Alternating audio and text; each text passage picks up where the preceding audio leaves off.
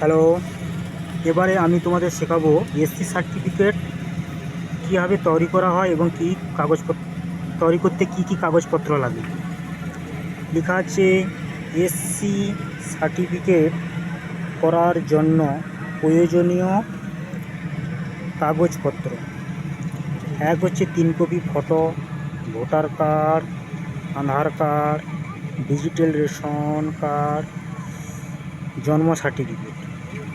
বাচ্চাদের ক্ষেত্রে জন্ম সার্টিফিকেট, যারা বড় তাদের ভোটার কার্ড আছে, আধার কার্ড আছে, ডিজিটাল রেশন কার্ড আছে, জন্ম সার্টিফিকেট না হলেও চলবে। কিন্তু ছোটোদের ক্ষেত্রে জন্ম সার্টিফিকেট থাকলে হবে, আধার কার্ড থাকলে হবে, 3 কপি ফটো লাগবে। 6 হচ্ছে বাবার ভোটার কার্ড, আধার কার্ড। বাবা যদি মারা যায় মৃত্যু সার্টিফিকেট, এবং মৃত্যু সার্টিফিকেট না থাকে দলিলের জেরক্স দিলে হবে। 7 হচ্ছে দাদুর ভোটার কার্ড, আধার কার্ড। যদি মারা যায় মৃত্যু সার্টিফিকেট লাগবে, মৃত্যু সার্টিফিকেট না থাকলে দলিলের জেরক্স দিলে হবে। 8 হচ্ছে এসসি সার্টিফিকেটের জেরক্স বংশের দিতে হবে। 9 হচ্ছে যার এসসি সার্টিফিকেট তার ভোটার কার্ড, আধার কার্ড, সে যদি মারা যায় তার মৃত্যু সার্টিফিকেট দিলে হলেও চলবে। 10 হচ্ছে যার এসসি সার্টিফিকেট তার বাবার ভোটার কার্ড, আধার কার্ড, যদি মারা যায় মৃত্যু সার্টিফিকেট, নচেত দলিলে জেরক্স দিলেও হবে। 11 হচ্ছে যার এসসি সার্টিফিকেট তার দাদুর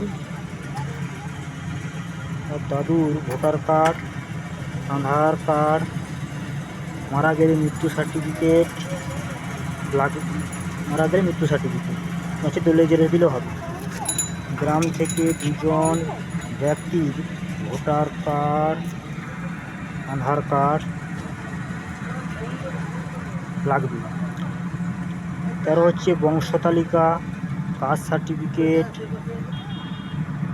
ইনকাম সার্টিফিকেট, রেসিডেন্ট সার্টিফিকেট। এটা আপনাদের অঞ্চল বা কোনো আপনাদের লোকাল অফিস থেকে নিতে হবে। তারপরে এই সমস্ত পেপারস দিয়ে অনলাইন করতে হবে। অনলাইন করার পরে ইজাহার এই ফর্মটা ফিল আপ করতে হবে।